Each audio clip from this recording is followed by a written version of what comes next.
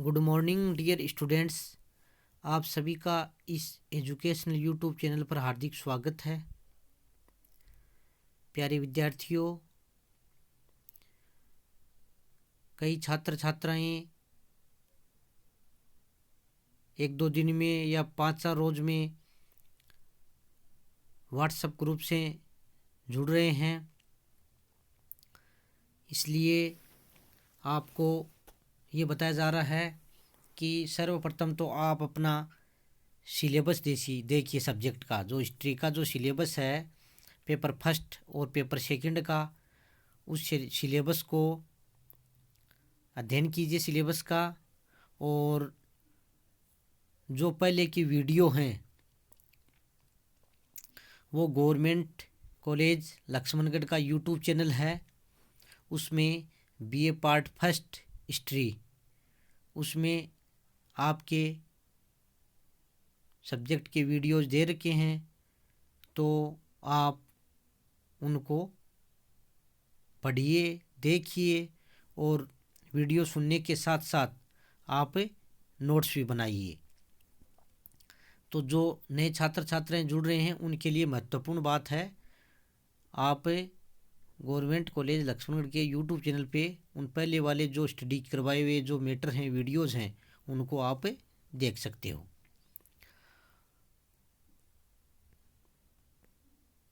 तो प्यारे विद्यार्थियों, पिछले वीडियो में हमने शक शासक रुद्रदामन की उपलब्धियों के बारे में चर्चा की थी, और आज हम मौर्य काल के बाद में यानी मौर्योत्तर काल में शुंग, शक, सातवाहन और कुषाण जो वंश हैं, इसके अंतर्गत आज हम कुषाण शासनकाल का अध्ययन करेंगे। कुषाण वंश है या कुषाण काल है, वो मौर्योत्तर काल का एक महत्वपूर्ण राजवंश था। तो इस वंश के शासकों के बारे में आज हम चर्चा करेंगे। कुषाण वंश है, ये चीन के यूची कबीले से संबंधित थे, और कालांतर में यूची कबीला 5 भागों में बंट गया था, और इनकी एक शाखा थी जो कोई चाउ आंग शाखा ने भारत में कुषाण वंश की स्थापना की थी। तो कुषाण वंश है वो यूची कबीले से संबंधित है। एक बार क्या ये 2-3 बार क्वेश्चन आरएस और व्याख्याता की एग्जाम में आया था कि कुषाण वंश किससे संबंधित है, जो यूची कबीले से संबंधित है। इस वंश का संस्थापक कुजुल कडफिसस था, ये भी क्वेश्चन कई बार एग्जाम्स में आया हुआ है। इसके प्रारंभिक सिक्कों पर यूनानी राजा हर्मेस की आकृति उत्कीर्ण है, जिससे सिद्ध होता है कि ये पहले हर्मेस के अधीन था। इसने महाराजाधिराज की उपाधि धारण की, और इसने रोमन सिक्कों की नकल पर तांबे के सिक्के डलवाए। ये सिक्के यूनानी व खरोष्टी भाषा में थे। इसके बाद में विम कडफिसस शासक हुआ है।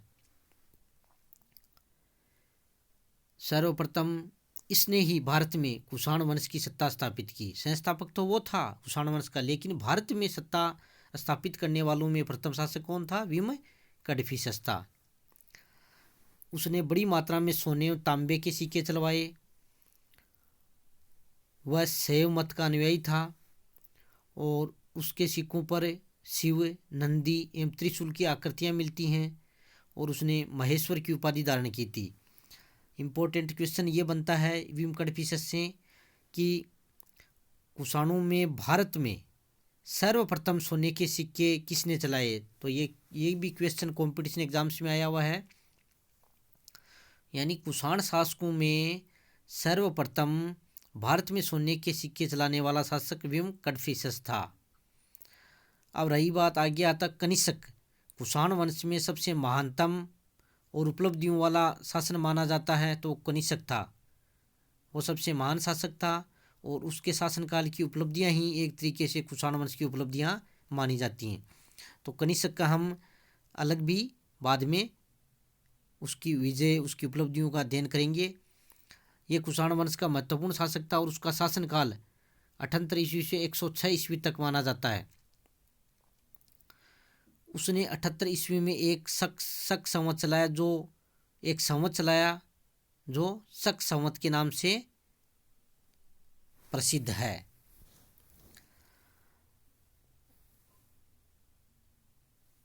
उसने अपने शासनकाल में कश्मीर में के कुंडलवन में वसुमित्र की अध्यक्षता में चौथी बौद्ध संगति का आयोजन किया। ये उसकी एक महत्वपूर्ण उपलब्धि मानी जाती है। कनिष्क के साम्राज्य की प्रथम राजधानी पेशावर थी और दूसरी राजधानी मथुरा थी। उसने कनिष्कपुर तथा सिरकप नामक जो नगर हैं उसने बसाए थे।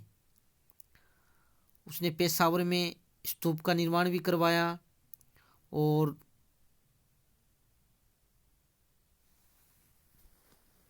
पुरुषपुर में चैत्य का भी निर्माण कराया। इस प्रकार उसने बौद्ध धर्म के अनुयायी के रूप में भी कार्य किया।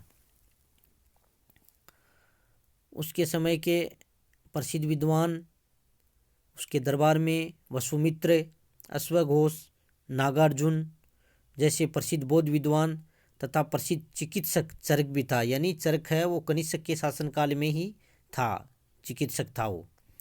आयुर्वेद ग्रंथ है जो चरक संहिता है, उसकी रचना चरक ने की थी। चरक वो उसका यानी कनिष्क का राजवैद्य था। इम्पोर्टेंट बात है। कनिष्क ने खोतान, कास्कर, यारकंद आदि पर अधिकार किया था। वहाँ यानी चीनी शासकों को पराजित करके उन पर अधिकार किया था। तो इस प्रकार उसका शासनकाल कुषाण शासकों में महत्वपूर्ण माना जाता है और साहित्यिक, कलात्मक आदि दृष्टि से, साम्राज्यिक आदि दृष्टि से उसका शासनकाल महत्वपूर्ण उपलब्धियों वाला रहा था। हुविस्क यानी कनिष्क के बाद में हुविस्क शासक बना। उसके समय में कुषाण सत्ता का केंद्र पेशावर से मथुरा हो गया था। उसके सिक्कों पर शिव, स्कंद तथा विष्णु आदि देवताओं की आकृतियाँ उत्कीर्ण हैं। उसने चतुर्भुजी विष्णु के सिक्के चलाए थे। उसके सिक्कों पर संकर्षण और वासुदेव दोनों की मूर्तियों का अंकन मिलता है। तो उसने भी यानी उसका शासनकाल भी कुषाण वंश में महत्वपूर्ण स्थान रखता है। उसके बाद में अंतिम जो कुषाण शासक था वो वासुदेव द्वितीय था। ये अंतिम कुषाण शासक था। उसके बाद में ससेनियन शासकों ने इसे पराजित कर कुषाण वंश का अंत कर दिया और इस प्रकार कुषाण वंश का अंत हो गया। तो आज हमने कुषाण वंश के बारे में ये संक्षिप्त जानकारी प्राप्त की है। अगले वीडियो में हम जो इसका महान शासक है कनिष्क, उसकी उपलब्धियों की चर्चा करेंगे। इस वीडियो को सुनने के बाद में आपको जो होम असाइनमेंट के लिए क्वेश्चन दिए जाते हैं उनको भी आप हल किया करो और इसके साथ साथ आप नोट्स भी बनाया करो। बहुत बहुत धन्यवाद।